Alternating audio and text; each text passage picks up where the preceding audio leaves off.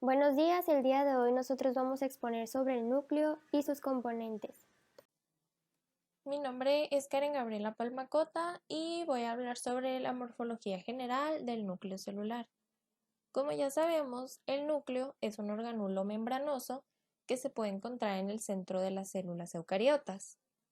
En él se encuentra la mayor parte del material genético de la célula, que sería el ADN.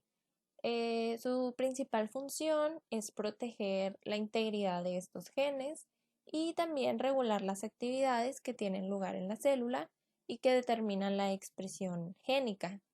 Generalmente su forma puede ser esférica u ovalada, pero esto es en el caso de las células animales, ya que en las vegetales su núcleo tiene una forma más irregular por la presión que ejercen las vacuolas que tienden a deformarlo.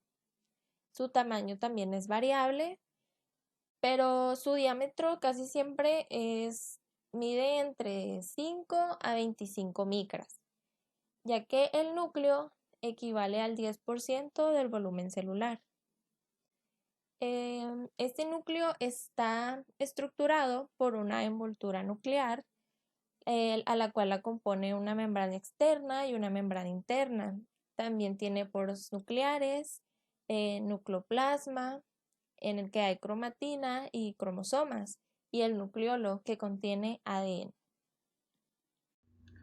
Yo soy José Antonio Castillo Soto y vengo a hablarles sobre los organelos nucleares. El núcleo dirige la actividad celular, ya que contiene el programa genético que dirige el desarrollo y funcionamiento de la célula. Está compuesto por una envoltura nuclear, poros nucleares, lámina nuclear, cromatina y un nucleolo. El nucleolo es la biogénesis de ribosomas desde sus componentes de ADN para formar ARN. Está compuesto por ácidos nucleicos, RNA y proteínas. La membrana celular controla el contenido químico de la célula, mantiene el medio interno separado del externo, percibe y reacciona ante estímulos provocados por sustancias externas.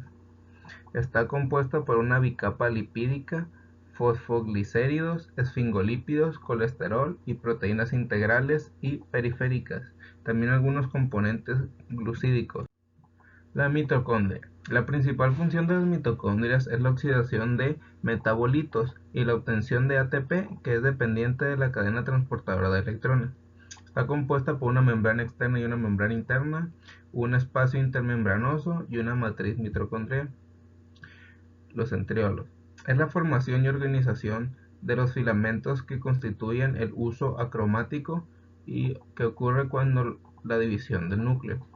Está compuesto por 9 tripletes de microtúbulos y ADN. Retículo endoplasmático liso. Este se encarga de la síntesis de lípidos de membrana, el almacenamiento del calcio y la detoxificación de drogas, también del metabolismo de los lípidos. Está compuesto por cisternas, que son pequeños tubos aplanados, sacúolos membranosos, y está formado por una red de túbulos unidos al retículo endoplasmático rugoso. El retículo endoplasmático rugoso participa en la síntesis de todas las proteínas que deben empacarse o trasladarse a la membrana plasmática o de la membrana de algún organulo. Está compuesto por canales o cisternas y fosfolípidos. El aparato de Golgi se encarga del transporte, maduración, acumulación y secreción de proteínas procedentes del retículo endoplasmático, y está compuesto por proteínas, lípidos, enzimas y formado por uno o varios dictiosomas. Vacuolas. Las vacuolas se encargan de eliminar el exceso de agua, de la desintegración de macromoléculas y el reciclaje de sus componentes dentro de la célula, y están compuestas por jugo vacuolar, venenos y pigmentos hidrosolubles como antocianos. Lisosomas. Estos se encargan de la eliminación de sustancias y participan en los procesos de endocitosis en el interior de la célula. También se encargan de la regulación de los productos de la secreción celular, y están compuestos por enzimas que pueden ser nucleasas, lipasas o proteasas. Los peroxisomas. Estos se encargan de eliminar el peróxido de hidrógeno o agua oxigenada, que es muy perjuicioso para la célula, y están compuestos por lípidos y proteínas. Los ribosomas. Estos elaboran proteínas de la información leída del ARN en el proceso de traslación, y están compuestos por dos complejos grandes de ARN y proteínas. El citoplasma. Estos se encargan de conservar en flotación a los orgánulos celulares y ayudan en sus movimientos. Este ocupa el medio líquido o citosol y el morfoplasma. Citoesqueleto. Este se encarga de estabilizar la estructura de la célula, organizar el citoplasma con todos sus organelos y producir movimiento. Está compuesto por proteínas, microfilamentos, filamentos intermedios y microtúbulos. Microtúbulos. Estos son la determinación de la forma celular. Son los responsables de diversos movimientos celulares, incluyendo algunas formas de locomoción celular. Están compuestos por centrosomas o los cuerpos basales de los cilios y flagelos, y por centriolos. ADN. Este es el encargado de codificar las instrucciones esenciales para fabricar un ser vivo idéntico a aquel del que proviene. Está compuesto por timina, adenina, citosina y guanina. ARN. Este participa en la biosíntesis de proteínas. Actúa como complemento del ADN, ya que por transcripción y por traducción mediante los ribosomas se sintetizan proteínas celulares, y este está compuesto por uracilo, adenina, citosina y guanina. Los plásmidos. Esta es la capacidad de reproducirse de manera independiente del ADN cromosomal, y está compuesto por moléculas de ADN y ADN cromosómico. Bueno, mi nombre es Valeria Valdés y voy a hablar sobre el ciclo vital de la célula. El ciclo vital de la célula o el ciclo celular puede pensarse como el ciclo vital de la célula, es decir, que es la serie de etapas de crecimiento y de desarrollo que experimenta una célula entre su nacimiento, o sea, la formación por división de una célula madre, y su reproducción, que es la división por hacer dos nuevas células hijas. El ciclo celular consta de dos fases principales, que es la interfase y la fase M. La interfase es la etapa en la que la célula no se divide y pasa por la mayor parte de su vida. Una célula que es capaz de dividirse es muy activa durante la interfase, ya que sintetiza las moléculas necesarias como proteínas, lípidos y moléculas de importancia biológica y crece. Durante la interfase se lleva a cabo el crecimiento celular, ya que la célula duplica todos sus organelos y moléculas. Esta está integrada por la fase G1, fase S y fase G2. La fase G1 es el tiempo que transcurre entre el final de la mitosis y el principio de la fase S. Esta fase es típicamente la más larga y en ella se realiza el crecimiento y el metabolismo normal de la célula. Cabe aclarar que las células que no se dividen normalmente se detienen en esta fase de la interfase y se encuentran en un estado denominado G0.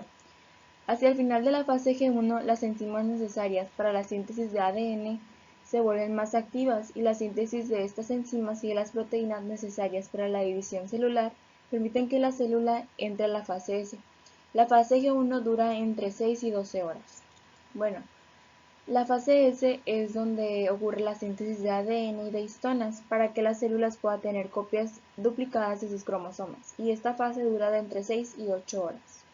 Y una vez completada la fase S, la célula entra a una segunda fase de intervalo, que es la fase G2, en la que aumenta la síntesis de proteínas al mismo tiempo que se realizan los paros finales de la preparación de la célula para la división.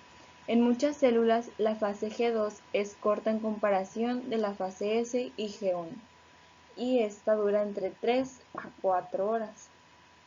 Bueno, la siguiente es la fase M, que durante la fase mitótica, o sea la fase M, la célula divide su ADN duplicado y su citoplasma para hacer dos nuevas células. La fase M implica dos procesos distintos relacionados con la división, que es mitosis y citocinesis.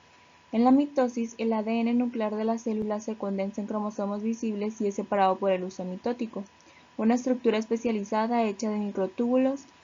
La mitosis ocurre en 4 etapas, que es la profase, que a veces divide en profase temprana y prometafase, la metafase, anafase y telofase. Y está también la citocinesis, que es el citoplasma de la célula se divide en dos de la forma que dos nuevas células nacen. Y la citocinesis generalmente comienzan apenas termina la mitosis con una pequeña superposición. Es importante notar que la citocinesis ocurre de forma diferente en células animales y vegetales. Mi nombre es Edeli Corrales y yo voy a hablar de los cromosomas. Se conoce como cromosomas a ciertas estructuras altamente organizadas que existen en el interior de las células. Están compuestos por material genético, ADN y otras diversas proteínas. En ellos reside la información genética del ser vivo. Los cromosomas se encuentran en pares, por lo general, en idéntico número para todos los individuos de una misma especie, pero pudiendo variar en los distintos tipos de células, dependiendo de la cantidad de cromosomas que tengan.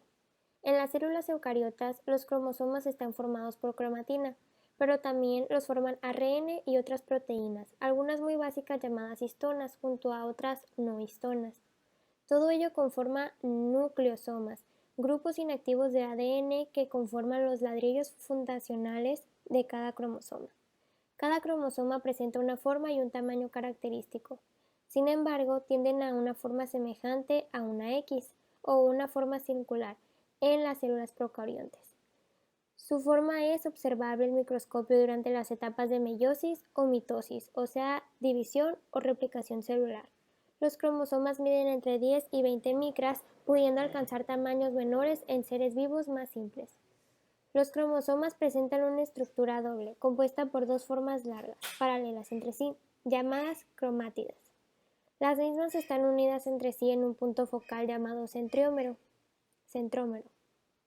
En cada brazo de cada cromátida se ubican los genes, en idéntica posición respecto a su homóloga en compartimientos llamados locus.